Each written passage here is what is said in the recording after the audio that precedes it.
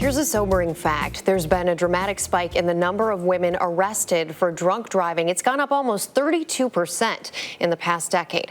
And here with more on the dangers of women and alcohol is Cristina Tudino, senior lifestyle editor for Health Magazine. Thank you for being with us, Thanks Cristina.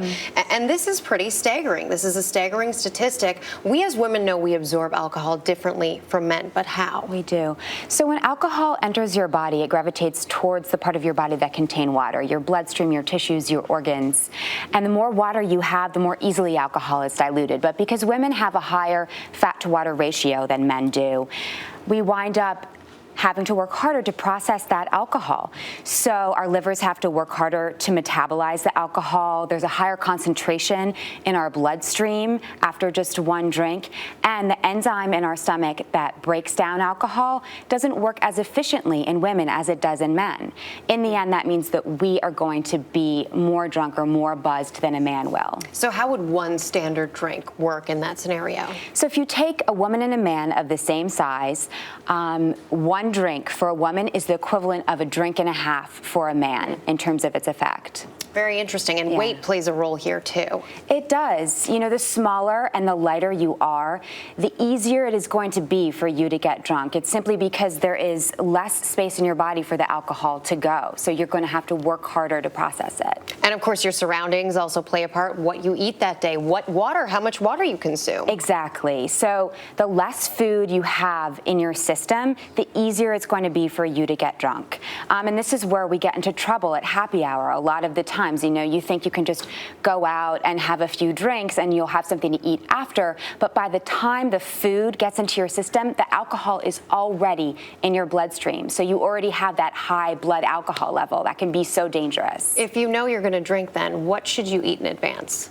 So it doesn't matter what you eat so much as that it's filling and well balanced. So you want to have a good mix of protein, healthy fats, and carbs, and just make sure that your stomach is full before you start to drink. Other external influences like working out do play a role here, and the type of drink also plays a role. It does. So with exercise, that naturally produces endorphins in your system, which act as a natural and appetite depressant.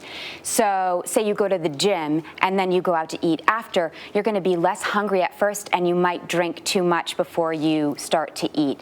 And in terms of the type of alcohol, champagne actually makes you drunker faster than other types of alcohol. Because of the bubbles? It actually is because of the bubbles. It's the carbonation irritates your stomach lining, and that stimulates your blood vessels to absorb more alcohol into your system. That's that tingly feeling that you get when you drink champagne. Clearly the statistic which we began the segment with is why we're doing this and why we're talking about this. When you look at your friends, at yourself, how do you see the signs where this is actually a problem? You're drinking, it's not a social thing, it is a significant influence and a problem in your life. Right, there are some warning signs that you do need to look out for in terms of serious drinking problems and alcoholism. So the first is if you have an increased tolerance for alcohol. So if you're drinking an increasingly large amount of alcohol in order to get drunk, or if you're drinking the same amount and you're not becoming intoxicated.